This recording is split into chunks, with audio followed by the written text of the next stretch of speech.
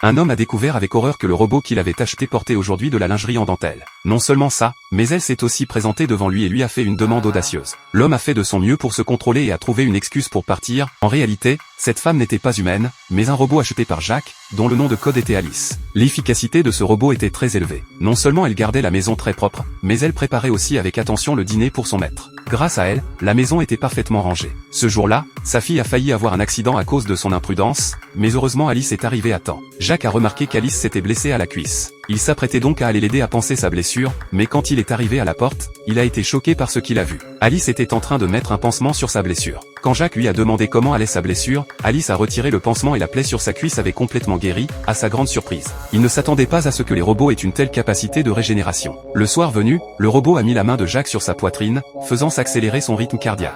Finalement, Jack n'a pas pu résister à la tentation et le plan machiavélique du robot a fonctionné. À partir de ce moment-là, le comportement du robot est devenu de plus en plus osé. Un jour, elle est allée directement dans la salle de bain de Jenny, la femme de Jack.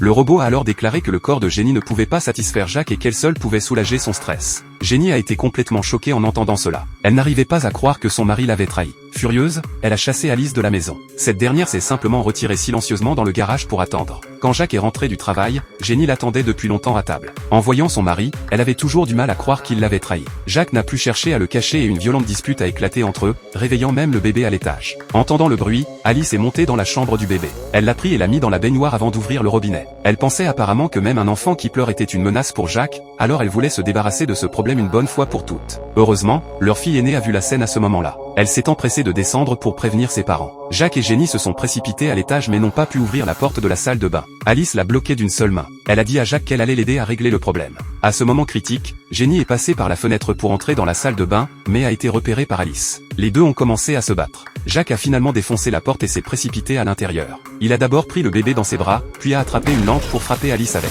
Il a demandé à sa femme si elle allait bien. C'est alors qu'Alice s'est lentement relevée derrière lui. Jack a de nouveau brandi la lampe pour la frapper, mais Alice l'a attrapée d'une seule main. Jenny a crié à Jack de lâcher prise, puis a branché le courant directement. L'électricité a instantanément traversé tout le corps d'Alice. Lorsque la lumière s'est finalement éteinte, ce cauchemar était enfin terminé. Le lendemain, pendant que Jenny emmenait le bébé à l'hôpital pour un examen, Alice a été envoyée au laboratoire pour analyse. Les chercheurs ont découvert de graves failles dans le système d'Alice. C'est à ce moment-là que la conscience d'Alice a pénétré le système du laboratoire. Les chercheurs se sont empressés de couper le courant et le laboratoire a été plongé dans l'obscurité. Soudain, un cri perçant a déchiré le silence. Un autre robot avait attaqué un chercheur par derrière. Il s'est avéré qu'Alice contrôlait les autres robots avec du code. La chercheuse n'a finalement pas pu échapper à son destin. Le plan de vengeance d'Alice venait de commencer. Ce film captivant s'appelle Subservience. Les amis qui sont intéressés peuvent aller voir le film original. Merci à tous d'avoir regardé.